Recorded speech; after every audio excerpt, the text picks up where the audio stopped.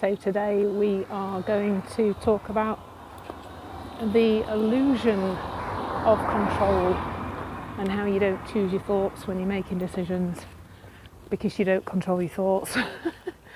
And this one is such an interesting one, but it has such implications for so many aspects of our life. And maybe I'm going to talk about that first, really, in that if we think there is a chooser, well, you know, somebody that people can choose a better thought or choose better behaviour. I guess with other people we tend to look at behaviour, don't we, because that's the outward, you know, that's what we see in the world. We see other people's behaviour, and that's how we know. We don't know what they're thinking, but we know we don't like it, don't we? We know we don't like certain types of behaviour. Like, here's a great example of this, actually. I'm just going to turn a little bit. So there's a hedge here, bush here, this one here, with these leaves on. If anybody knows what it's called, let me know. But in the spring, my fiancé and I always, well, it started in lockdown. In lockdown we would come and walk here, and often, because we all did that a lot, didn't we? Walking. We don't do it as much now. I do actually every day, as you can see, out for a walk today. So my fiancé and I noticed that on that bush in the spring, maybe early summer, there were these little balls of like little flowers, or like little yellow balls, and we would just stand and watch the bees, like we all know. Well, do we all know? You see, there I go. We all know. We know, my fiancé and I, that bees are really important. That basically the human race is pretty much done for if the bees go, because they pollinate everything and they make everything grow, and that's the story anyway, environmentally. So Bruce and I, my fiancé, we used to stand and watch the buzzy bees on this plant. You know, it'd be swarming, and we'd often take pictures of the bee on this particular plant. And then this spring, kind of before the thing came into flower, the people who own that house, or somebody, presumably the people who own that house, who knows, that might be wrong too, just cut the thing down, like really, really harshly, like it was gone down to the ground. It was really, really short. And I mean, I'm not a green-fingered person as a rule. I mean, don't give me a plant to care for. I do tend to kill them in the main. But what we both knew about this was that when trees are in the spring, what's called the sap is rising, so they're starting to grow and come to life and they're about to flower and everything, that you absolutely shouldn't prune. You shouldn't prune at that stage. So that's another bit of information that I know, sort of vaguely, and Bruce seems to know. And so when we saw, when we saw this had happened, we were both gutted, and we both kind of got into a bit of a rant about what on earth would make somebody do that? Why would somebody chop that hedge down? It's full of bees every spring and blah blah blah, like massive story about it, and how outrageous this person was for cutting down the hedge and all the stories. And then I remember one or other of us said, they don't know. They probably don't know any of the stuff I've just shared with you about bees and sap rising and God knows what, first of all. But second of all, what they know to be right for them is the thought that they believe in that moment. And we don't choose what thoughts appear. Maybe that hedge was blocking sunlight onto their garden. I've made that up, of course. But whatever, it made sense to them to cut the hedge down.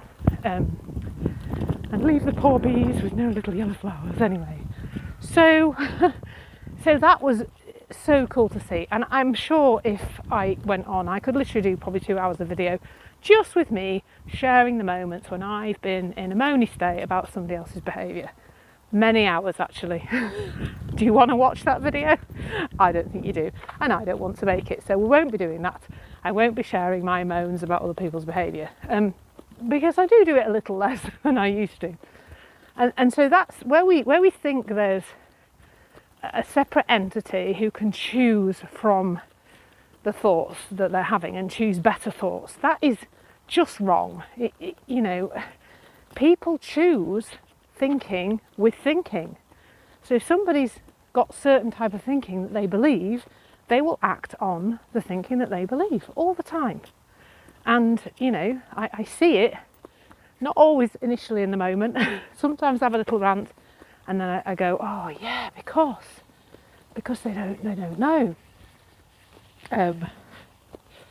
You know, they don't know. They didn't know anything different. That's just how it is.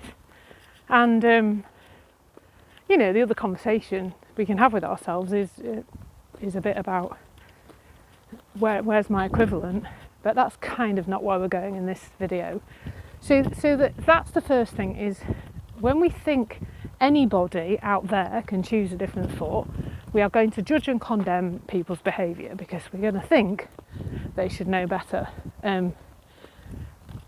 However, what I think is a little bit more, no, not a little bit more, is a lot more insidious, is therefore, because we think other people can choose better thinking, when we do things that we afterwards think are not okay, and hands up everybody who's done something that afterwards they didn't think was okay. That's everybody, by the way. Everybody should have their hands up right now. I used to say that in class. You know, when I asked the question that was kind of open and that you know, an ideas question or something. Everybody should have their hand up right now. We've all done that, haven't we? We've all done a thing and then gone, you know, that wasn't the best way to react to that. I didn't speak to that person nicely. I kind of ate the chocolate when I'm kind of not trying to not eat the chocolate. That would be me, by the way. That would be me a lot of the time in the past. And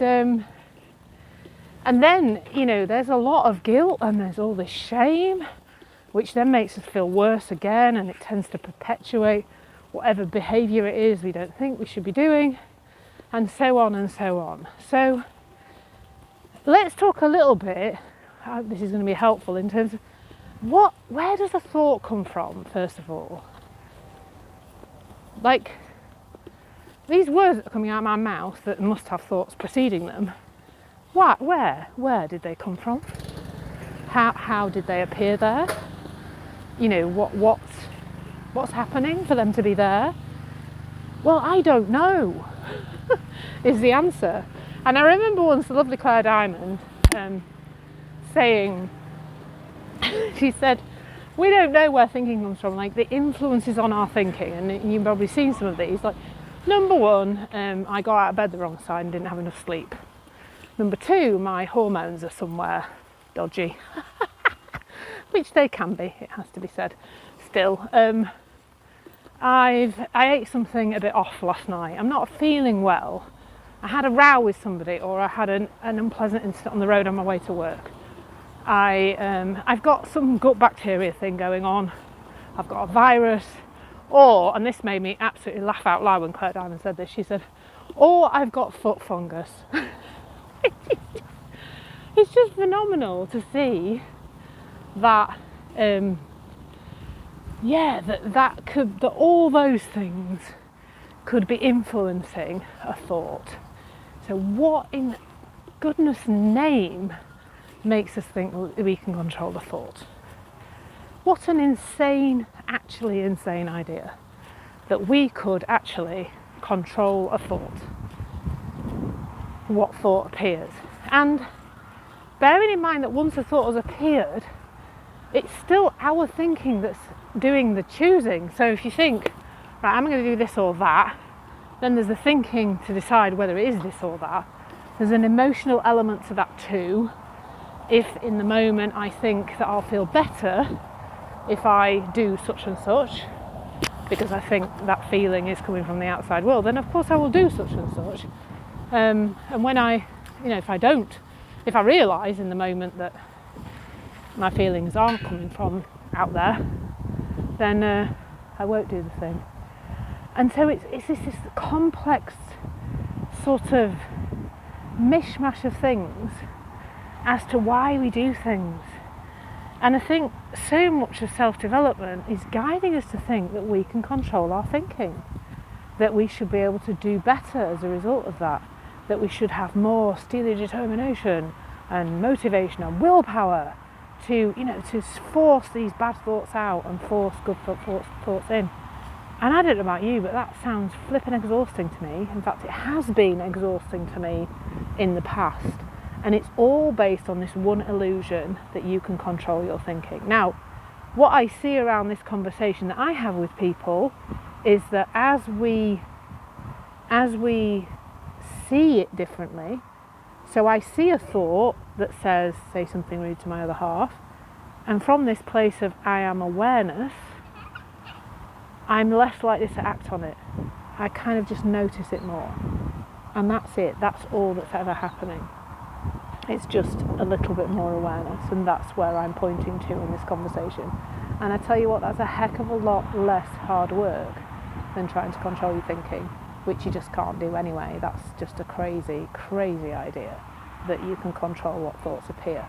When a thought appears, you can't control what happens then either, but as you spend more time in this conversation, just from that place of awareness, it seems like there's a window that opens up, a pausing, a reflecting, a curiosity, and that's what changes things.